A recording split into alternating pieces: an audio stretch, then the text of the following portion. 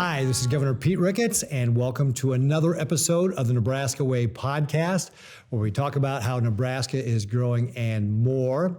Today, we are welcoming a guest who's going to talk about a lot of great foreign policy information with regard to communism. We've got Ambassador Andrew Bremberg, who right now is the president and CEO of the Victims of Communism Memorial Fund.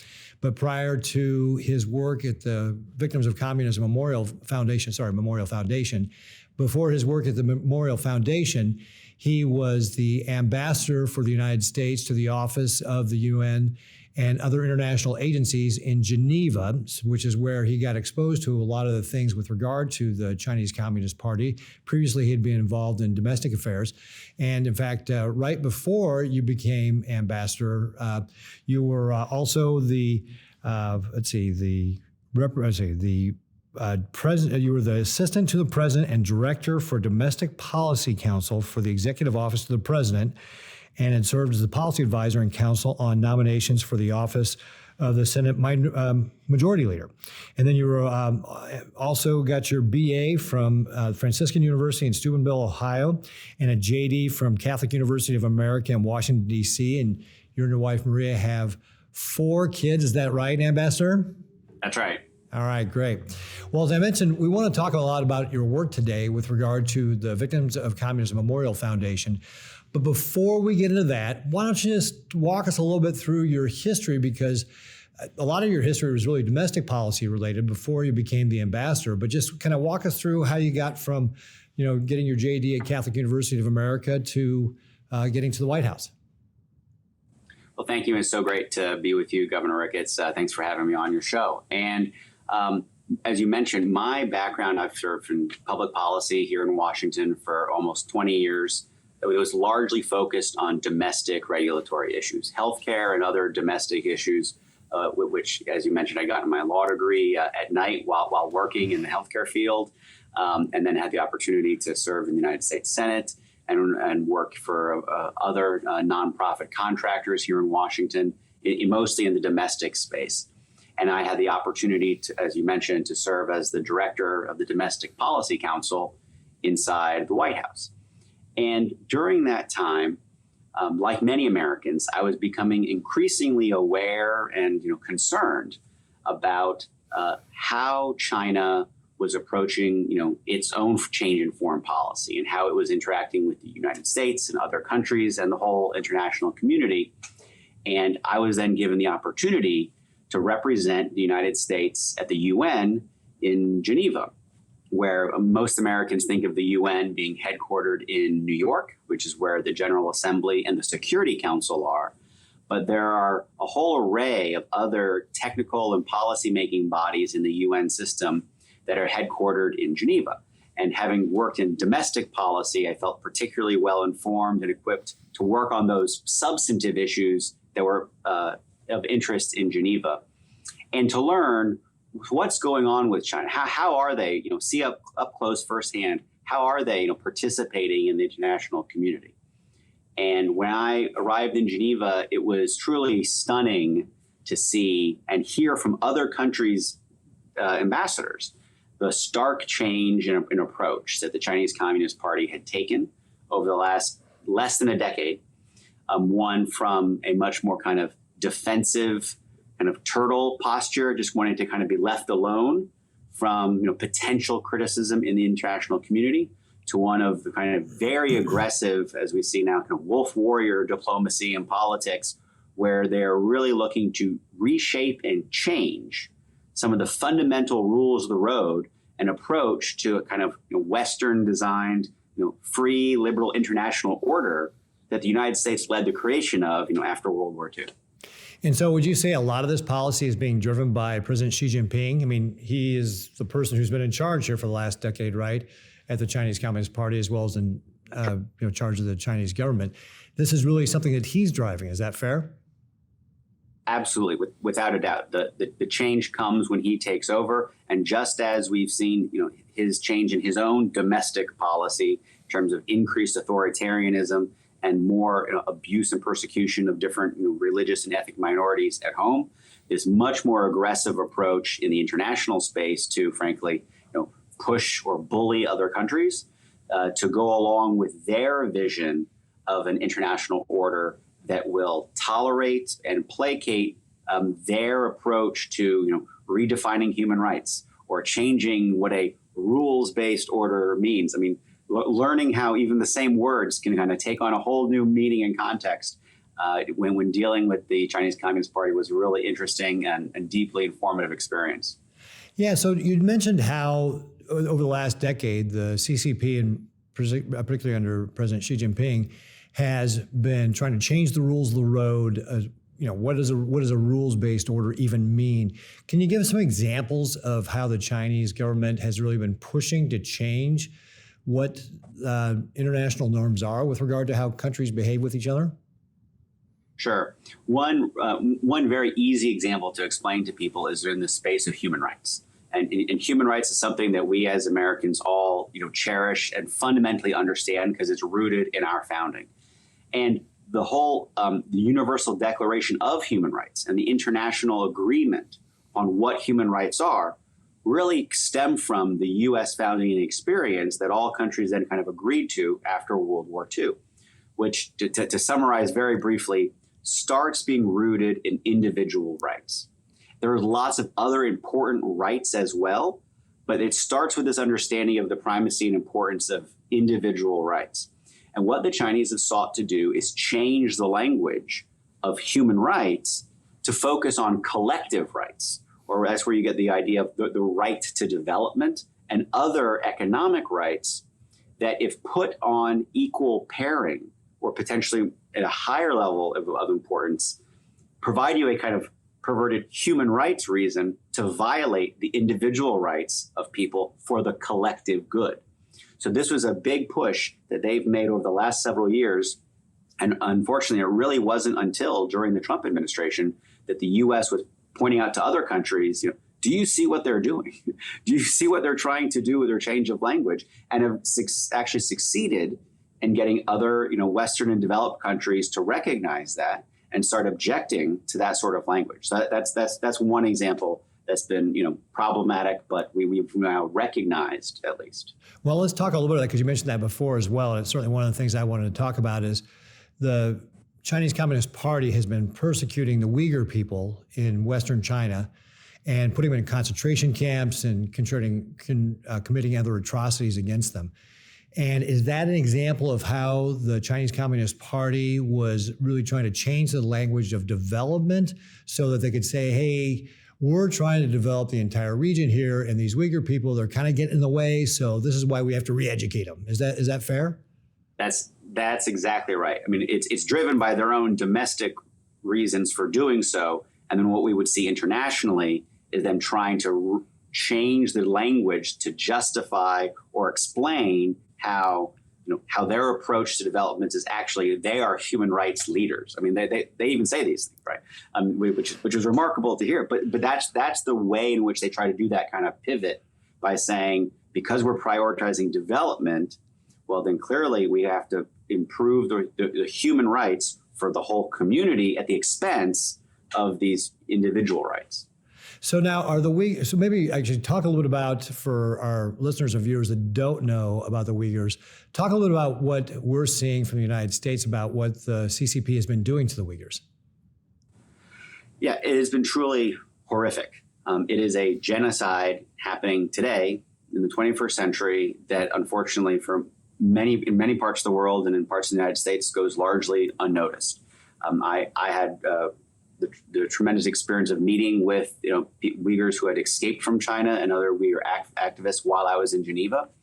And then when I came to my current job here at the Victims of Communism Memorial Foundation, I have the honor to lead an incredible organization that includes basically the leading expert in the world, Dr. Adrian Zenz, who's the director of our China Studies program on Western China, ethnic minority persecution abuses and forced labor practices.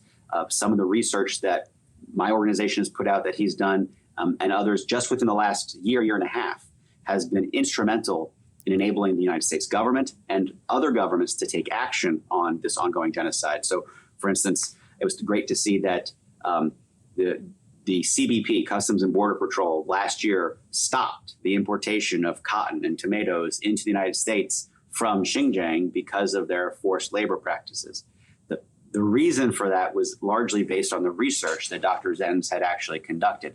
Similarly, we saw both Secretary Pompeo at the very end of the Trump administration and thankfully Secretary Blinken at the outset of the Biden administration both say that what is happening in Xinjiang is a genocide, which is an important legal term that both administrations said, and that's based on the incredible research and work that's been done by Dr. Zenz and other researchers around the world.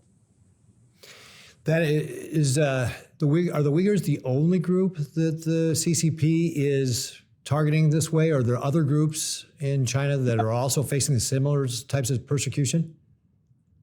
Absolutely. Unfortunately, when it comes to talking about the CCP, there is no short supply of victims within their own country.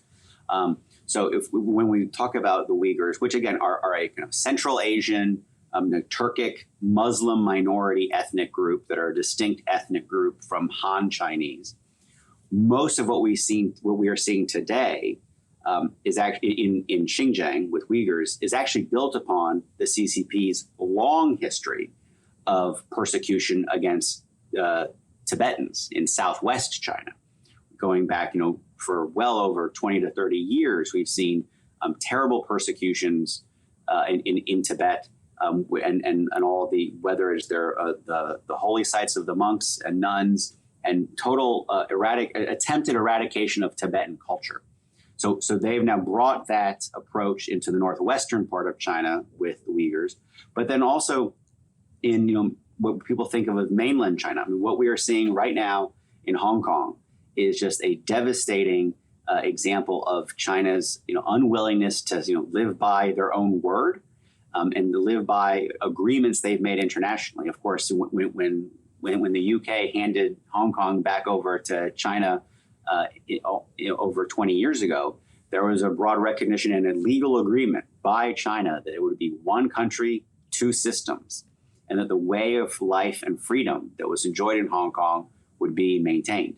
And of course, we've seen that last year during the height of the global pandemic, the CCP used that as an opportunity to roll out a new national security law where they're basically destroying any semblance of self-governance in Hong Kong. And that type of persecution has just only increased just even this year.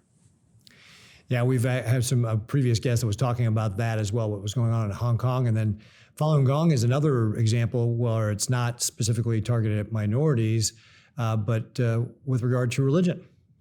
Yes, absolutely. Both, I would say, Falun Gong and many Christians in China suffer persecution on a daily basis. I've had the opportunity to meet with many individuals from the Falun Gong community and talk about the heinous practice of forced organ harvesting that is taking place in China. This has gone on for years. Some of my own organization's research fellows have done incredible research in showing, in fact, I think proving that China's kind of fake numbers that they produced to suggest that their organ donation program was a purely civilian voluntary program has been kind of quantitatively disproven, and that the stories that you hear from both Falun Gong and now increasingly Uyghurs as well, that China has engaged in forced organ harvesting is heinous. And Ambassador, is this the kind of thing where, again, the CCP would say, well, we're looking at the human rights of our entire collective here, not the human rights of these individuals, and so it's perfectly okay in a human rights way to justify doing this because we're looking out for the good of the entire nation? So in the organ harvesting case, they would deny it. So they say it's just not happening. It's just not. And then what was very interesting, this is a pattern we saw with what was happening in Xinjiang as well, which, both the organ harvesting and the concentration camps in Xinjiang, when the issue was first raised, in both cases, it's completely denied. Then when some form of evidence is first presented, a new answer is created. So as we saw in Xinjiang after outright denials that these did not exist at all. There were no concentration camps. When the satellite images were presented, they said, oh, you mean our vocational training schools? Oh, well. And I mean, it's just, I mean, I laugh, but it's not funny. It's just incredible. Their willingness just to lie about what's happening and then instantly pivot to a new lie. So for instance, on forced organ harvesting, their claim had always been, it is a 100% voluntary, voluntary civilian program.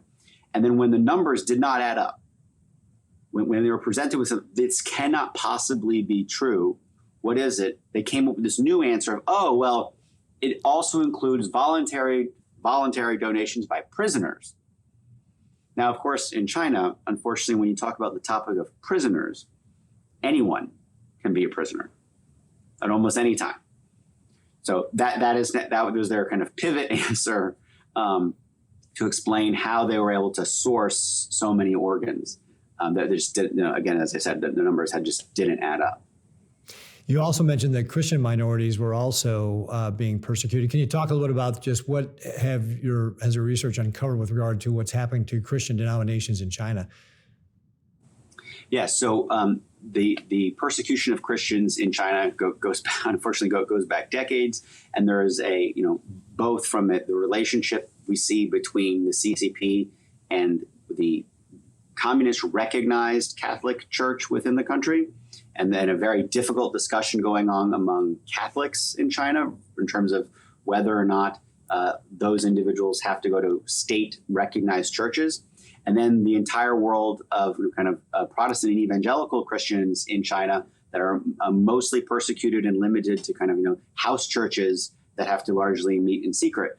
That even in the churches that the state has allowed to continue to operate, you had just reports in the last several years of officials coming in, removing all sorts of kind of Christian symbols or images and literally replacing them with images of Xi Jinping. Yeah, isn't that one of the things I've read about is kind of the sinization, I don't know, is that the proper word, yeah, of religion in general in China by the CCP? Yeah, that they wanted to, there were several programs, I believe, to change the Bible, to sinicize the Bible to make sure it was changed and fitting with, Chinese characteristics or, socialism and Chinese characteristics that they present as a party, that they would do that with the Bible. It is just truly incredible to see. And I mean to say, looking across all these issues of different religious groups or denominations, different peoples from a different cultural or ethnic background, what you see with the Chinese Communist Party, and this is very clear with previous communist regimes around the world, which is they always do the same thing. They have a party ideology of communism that has to be the sole authority for the country, for the culture, for the people.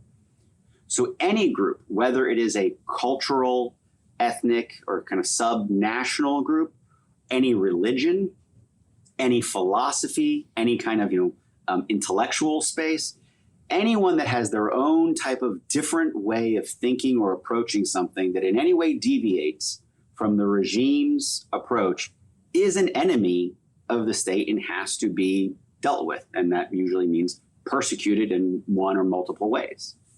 Yeah.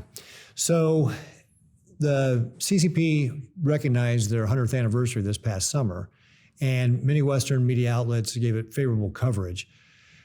Talk to me a little about the Western media coverage of the CCP. Do you think, for example, they are giving them a pass to be able to continue to cover them? Is there selective censorship, self-censorship on the behalf of the Western media?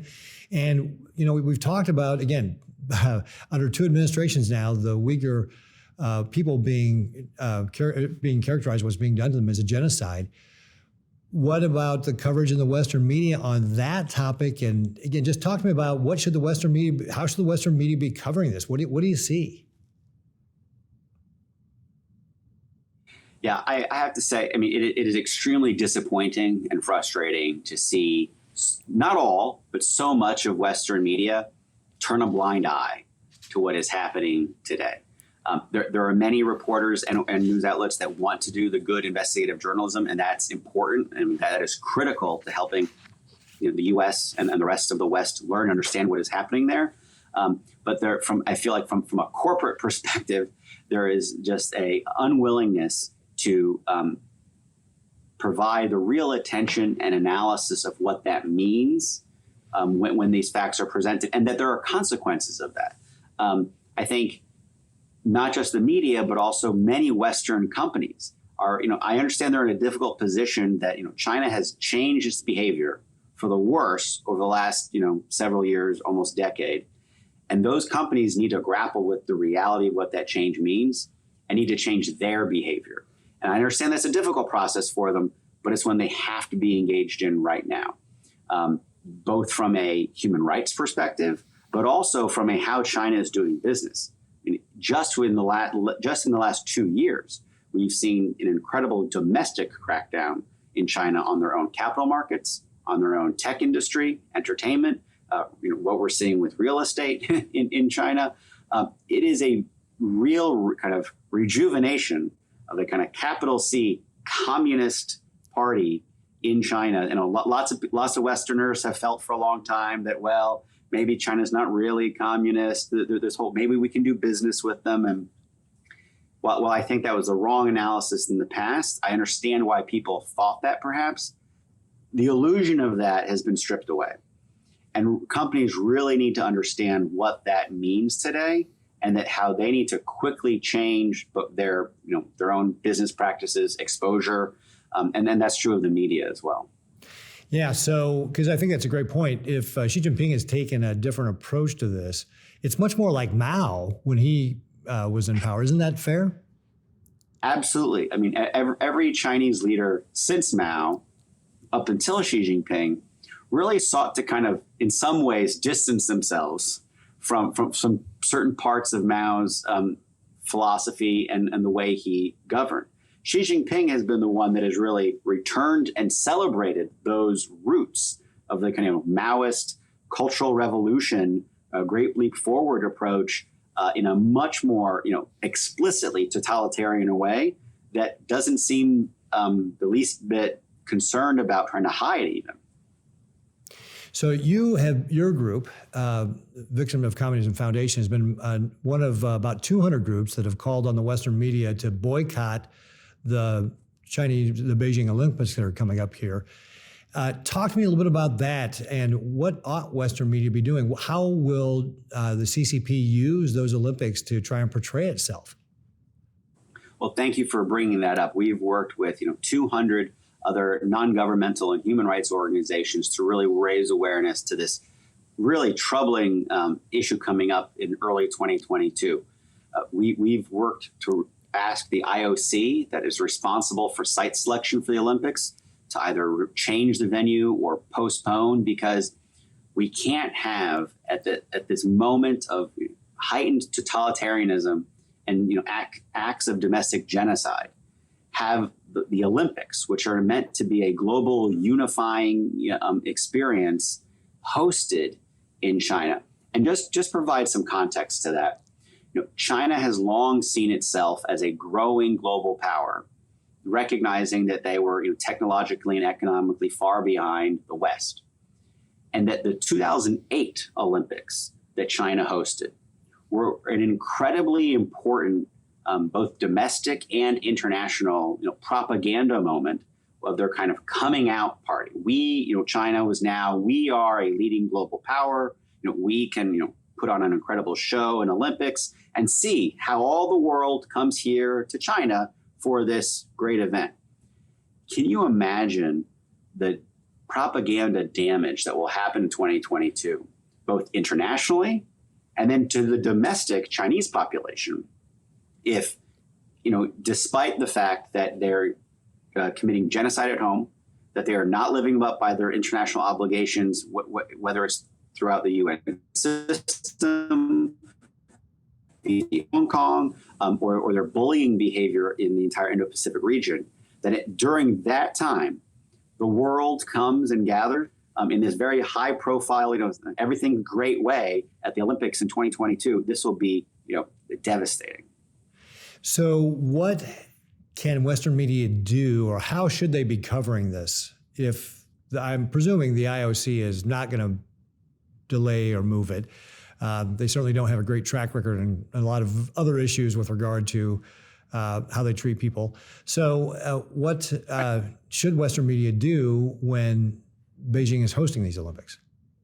So I'll get to the Western media. My first hope is that the United States government will use this as an opportunity to lead, and that they, I will say, I think the issue of the recognizing the challenge that China's CCP poses today is probably the area where you've seen the greatest policy continuity between the Trump administration and the Biden administration, where many people expected the incoming Biden administration to change many aspects of the previous administration's China policy. And while there have been some differences, mostly has been a continuation of that policy. So this will be a really important test and question that will the U.S. government lead and speak up for human rights going into the 2022 Winter Olympics. But separate from that, to the media's question, if we have a free media, they can make their own choices. Will our media choose to air the truth? Right? In addition to airing the Olympics, which is what everyone wants to see, will they air the truth about what's happening in China, including powerful personal stories and documentaries? We see lots of these in every Olympics, and everyone enjoys watching them, where you hear the story of this athlete and where they came from and what they're doing and what they're hoping to do in this next series of Olympic events. But will they tell the real story of what's happening in Xinjiang and the concentration camps of more than 1 million Uyghur Muslims in Western China, or what is happening in Hong Kong and the eradication of freedom and self-governance and free press that up until 2 years ago existed in Hong Kong but doesn't today? And that's the opportunity and the moral challenge that the media will have to face, is will they tell the truth? So what can your average citizen do with regard to these upcoming Olympics and contacting either sponsors or the U.S. government? I mean, are you calling on the U.S. government to boycott the Olympics, or should consumers call and say, hey, to companies that sponsor, don't sponsor these Olympics? I mean, what can your average citizen do? Yeah, I think our average citizens can absolutely make a huge difference by calling on government and media corporations and sponsors to not support a genocide Olympics, and that we count on them to reflect our values in this case. So I would encourage them to, first, I would encourage them to follow us on Twitter at VO Communism is our Twitter handle. And you can look on our website and what we're doing in this space at victimsofcommunism.org. But Twitter is a great place. I'm sure people are following that a lot. It's so at VO Communism. But really looking at the sponsors, NBC is the main broadcaster for the Olympics, and contacting directly our own government, encouraging them to take a strong stand in favor of human rights before we go to the Olympics. Now, you mentioned that there's been a fair amount of continuity between the Trump administration and the Biden administration on China so far. And it seems to me that this should be something that is a bipartisan agreement, that we all think, for example, genocide is a bad thing, that we ought to be taking steps to push back against China. And certainly under the Trump administration, we saw a lot of that pushback. What have you seen from the Biden administration with regard to pushing back on the CCP? And what have you seen in Congress since the change of administration? Yeah, and this is really important to emphasize, that the challenge posed by the Chinese Communist Party is a bipartisan issue. My organization, the Victims of Communism Memorial Foundation, we are a nonpartisan organization. We were chartered by Congress almost 30 years ago, shortly after the fall of the Soviet Union, to ensure that Americans learned and remembered the victims of communism. So that's a really important point for us as an organization, where we see our role.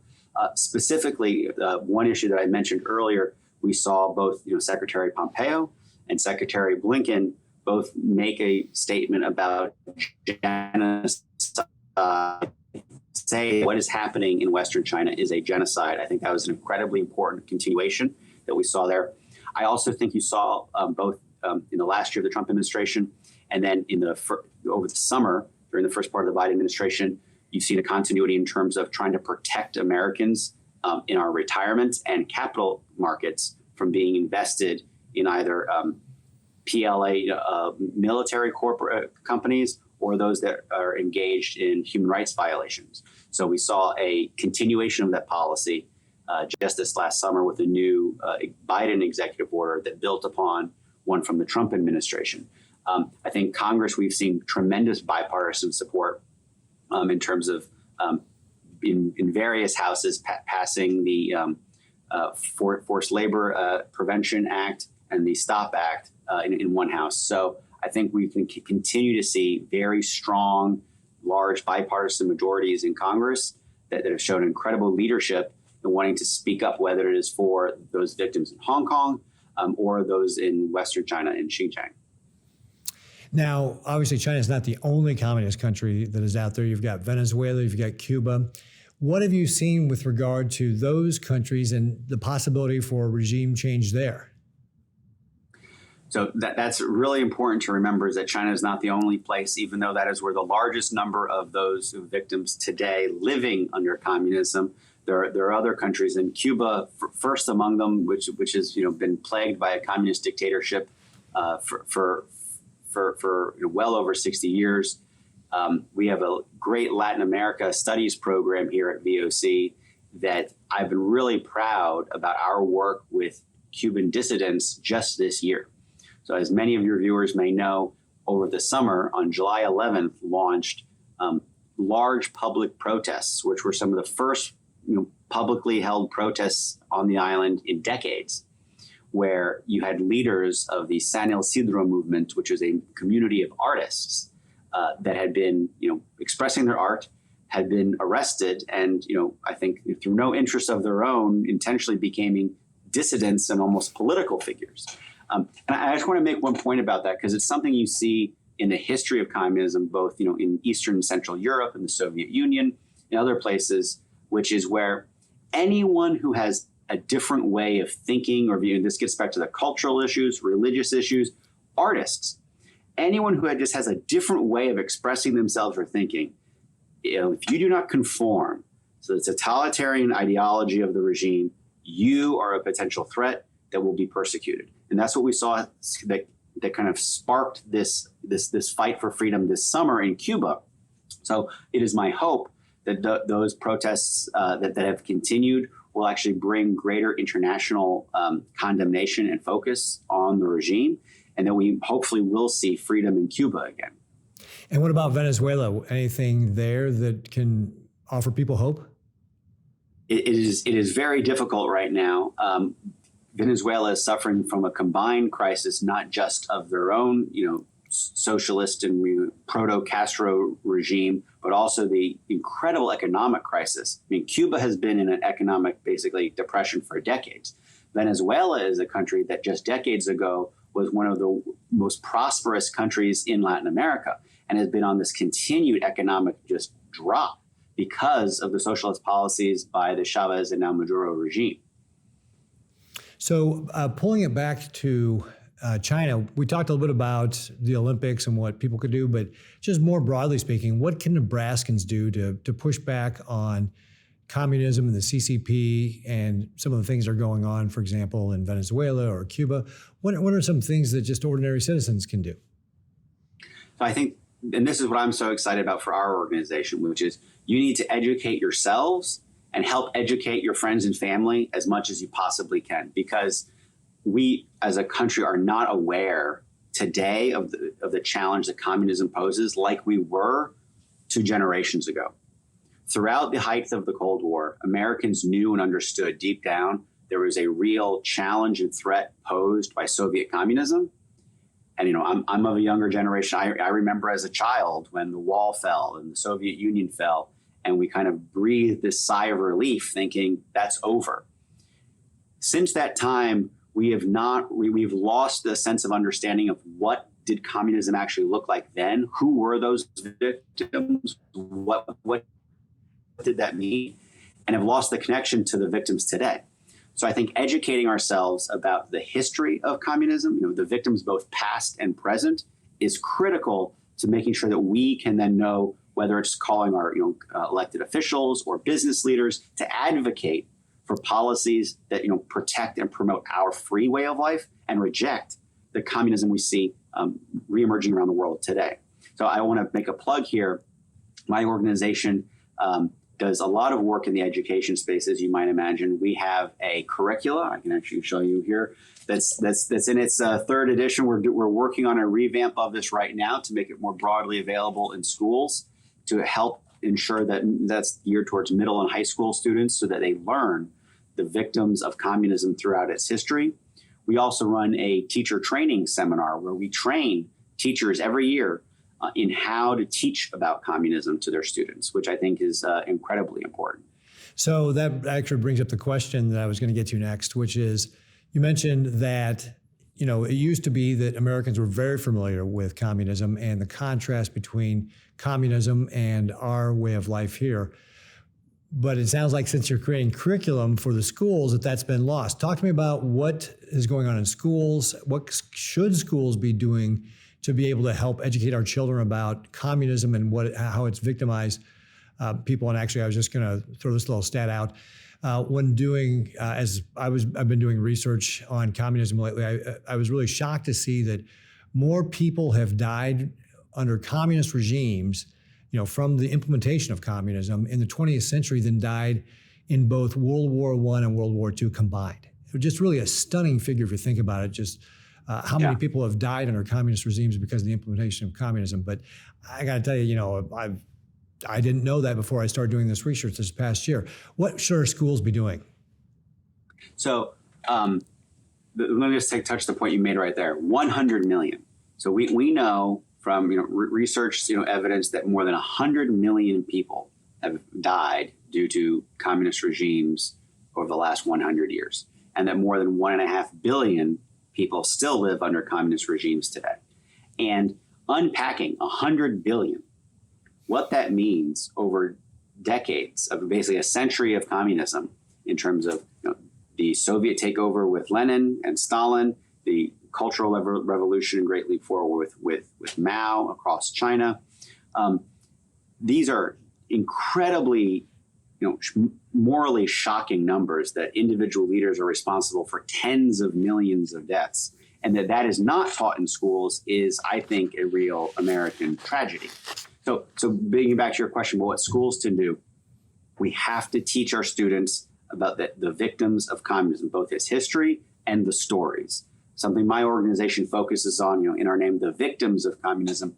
We really believe telling the powerful stories of those victims, both those that lost their lives, but also those that survived, and the many that survived and thrived by finding freedom in the United States, is a powerful story that has to be told and helps students, particularly younger ones, learn about what is the problem of communism and at the same time, what is special about our own form of government. And that, so we have a curricula, we train teachers. Work we've been doing recently is we've worked with a number of states, and we'd love to work with Nebraska to help incorporate our curricula or the requirement that students learn about the victims of communism and totalitarian regimes in their classes as a part of the state's program. We've worked with a number of other states to implement this, and we would love to work with Nebraska. We think is really important and the key to ensuring that our students learn these important facts. Yeah, absolutely. I mean, and one of the things that you talked about there, I think is so important, is telling the human story of it. I mean, because, was it Hitler that said that one death is a tragedy, but a million deaths is statistics? Or maybe that was Stalin. But either way, you get kind of the idea. It was one of those really evil totalitarian leaders that knew that it was very hard once you got to those big numbers to really kind of wrap your mind around it as a human. But those very human, real stories, that makes a difference. So it's not important just to talk about the numbers, but tell those stories of the people whose lives were impacted that way. That's exactly right. One of our other projects that we do that we're looking to incorporate into our curricula, we have a project called our Witness Project, where we have a web-based video series of short-form documentaries of individual telling their story, their witness of what communism meant in terms of to them. And this is a program that we're going to continue to grow. So if any of your viewers know of heroic individuals that have suffered under communism, please send them to us because we want to tell more of these stories. And we do these mini form 8-minute documentaries that are useful for those that are looking online, those that aren't in school anymore, but also great videos that are easy for teachers to incorporate and show in a classroom setting to show this witness example of what this person went through, whether it's from Central and Eastern Europe under the Soviets, from China, from North Korea, from the killing fields in Southeast Asia, from Cuba, and also from Venezuela. We've got powerful stories where, again, as you said, when you encounter a person and see and hear firsthand their account of what they went through, even if you don't understand the history or kind of ideology or political philosophy, you can't help but encounter this person and listen to their story and come away with an understanding of what happened to them or their family was horrible, even if you don't fully understand why. That was horrible. That can't ever happen again. And what they did to survive that is amazing. And by building that base of level of kind of emotional intelligence and understanding that's what communism does, I think is a real firm foundation then for teaching people the important actual history, facts, economics, faulty, kind of human philosophy of what's wrong with communism later. It builds upon that kind of innate understanding that you can develop of, wow, that's evil of what they've done to people. Yeah. Well, I want to switch gears on you a little bit here because I think we got a little bit of time left. So Great. You're a policy guy. And one of the things, I'm just going to throw out a statement there and let you react to it. So I think one of the, obviously when Nixon went to China, he was looking to try and balance off the power with the Soviet Union. And I think that for 50 years, we kind of had a philosophy here in America that, hey, if we trade with the Chinese, the CCP will become less belligerent. They'll become more like us as they get more market driven, and we'll be able to get along with them and everything's gonna be fine. What we've seen under President Xi Jinping is that's not true, right? As we talked about earlier, President Xi Jinping is more like Mao than any of the previous communist leaders there in China. So that strategy has clearly failed. So what, on a big geopolitical level here, what should the United States be thinking about? I mean, it seems to me that we have to change our policy, our strategy with regard to how we deal with the CCP. What should we be thinking about as we're reforming that strategy? I mean, do you see that people are thinking about? I know certainly the Trump administration is starting down this policy of this path of rethinking how we deal with China. But what do we need to think about broad base about how dealing with China is going to be different from dealing with the old Soviet Union? I think that is I think that is the most important question we all face today. Let me start with going back to why did the previous strategy fail or not, right? And there are lots of people, and I was not involved in those debates back in the 1990s that were in favor of that approach or opposed it. And I think you can take the view of, regardless of how you came down on that approach 30 years ago, as you point out, it obviously failed. But the question is why? And I think the reason it failed is because the United States and the rest of the developed world, while extremely well-intentioned in welcoming China into the liberal international order, into the 21st century economy, all of this, let them into the WTO. Right, did not discipline China's behavior.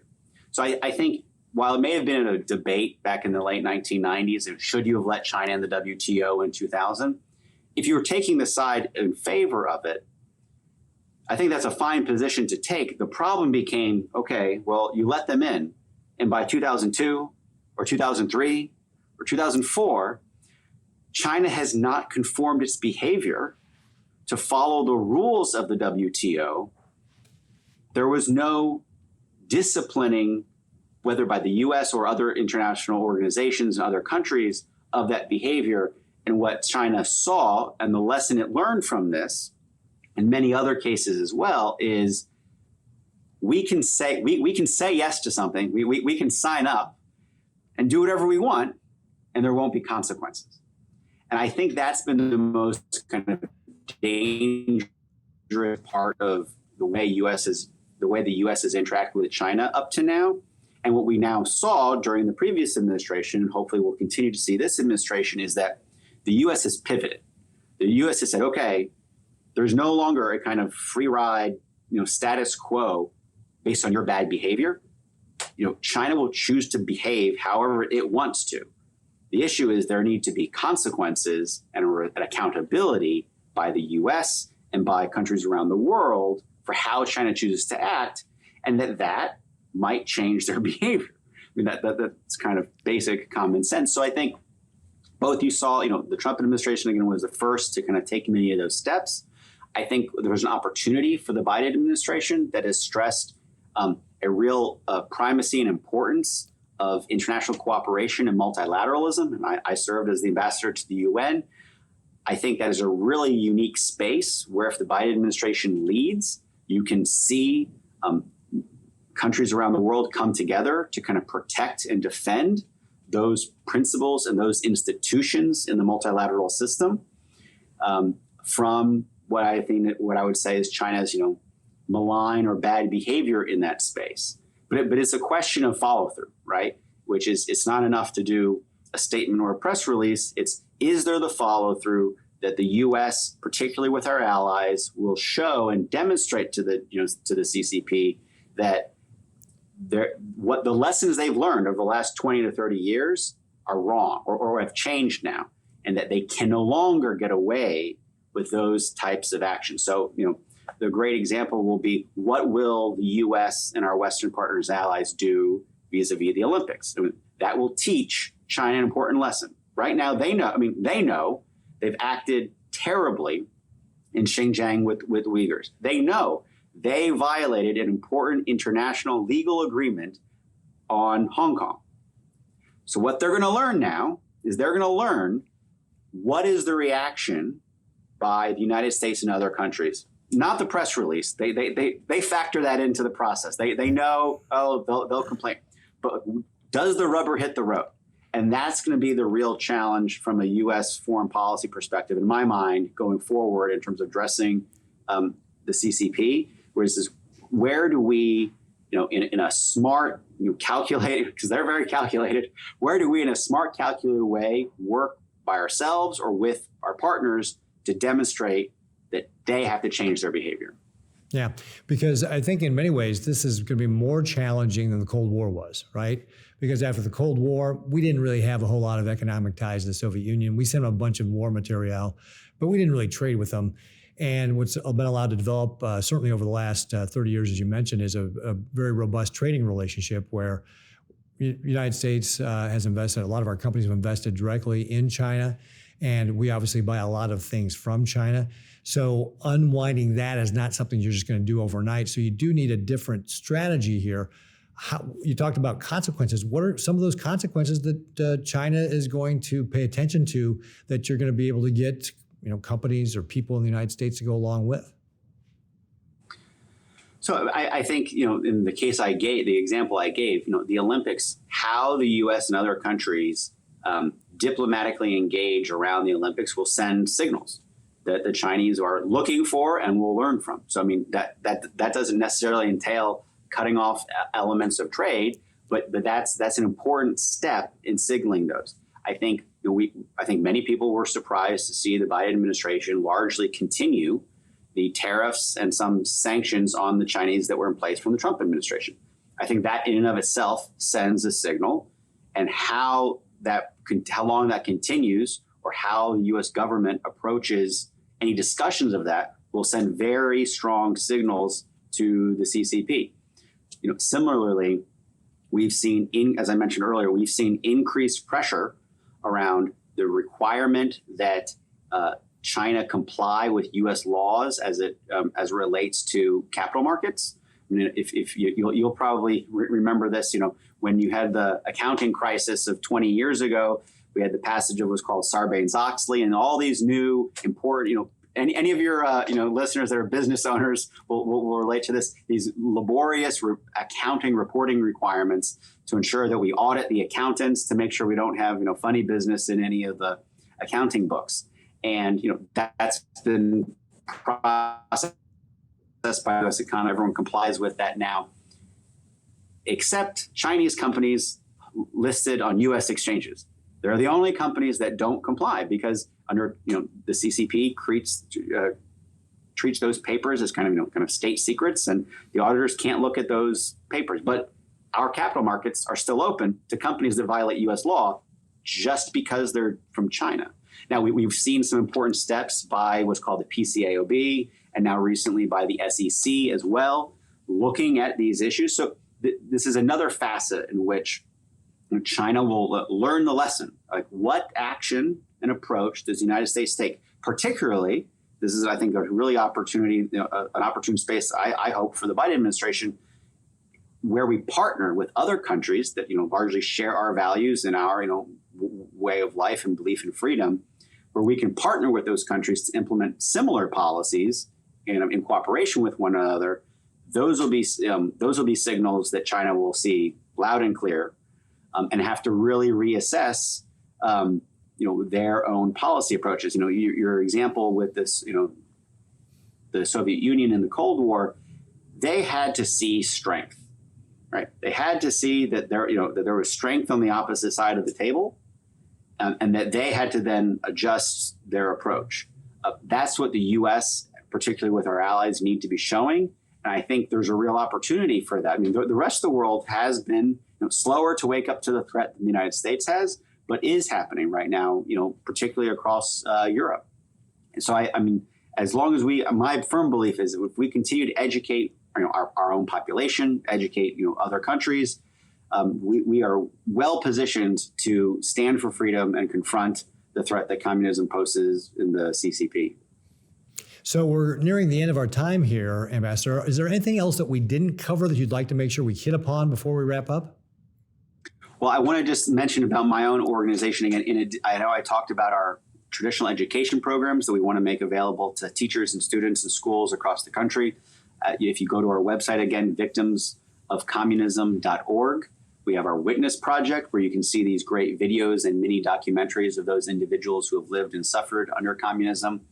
I know I mentioned our research work that we've done, particularly in our China Studies program, but I want to make sure people, if you have interest, please contact us and we can make sure you get more of that information.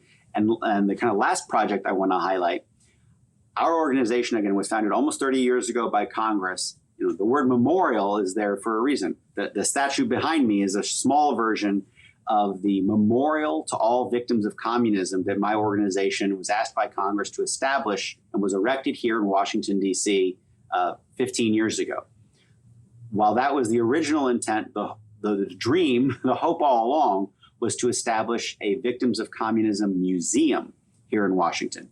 And I'm happy to share with you that we are currently under construction for a Victims of Communism Memorial Museum that will be opening here in Washington, 2 blocks from the White House in 2022. So I'm very excited about that, and I want to make sure your viewers all hear about that and check out our website, or again, @VO Communism on Twitter to learn more and hear more about it. All right, great. And you're on Facebook as well, Instagram, other social media platforms? Yep, we're across the space. And what about the museum? Does it have its own website yet? Are you guys up and running? The new website will be launching soon, but you can find out about the museum from our regular foundation website, which is victimsofcommunism.org. All right, very good. Well, hey, thank you very much, Ambassador. I appreciate you joining us today, and I appreciate the fight that you're taking on with regard to communism. I do believe this is something that we are waking up to here in the United States, but it is not only something that we have to really raise awareness about here, but around the entire world, because I agree with you 100%. This is something that, the Cold War was successful against the Soviet Union because we had all the free nations of the world working together to oppose communism there, and we have to reassemble that network of countries, that alliance, to be able to push back on this threat that seems to be even more dangerous than the Soviet Union. So thank you for the work you're doing there. And for all of our viewers and listeners, I just want to say thank you for tuning in to another episode of our Nebraska Way podcast. You can find us on Facebook as well, Twitter at @GovRicketts, on Instagram. Please also leave us a ranking or rating there, preferably 5 stars. Give us the best. And shamelessly self-promoting here for the podcast, but we want to make sure that everybody gets a chance to listen to our great guests like Ambassador Bremmer here, talking about all Bremberg here, talking about the great work that he is doing for the Victims of Communism Memorial Foundation. So once again, Ambassador, thank you so much for joining us. Thank you to all of our listeners for joining us for another episode of the Nebraska Way. And we look forward to hosting everybody on our next podcast. Thank you all and have a great day.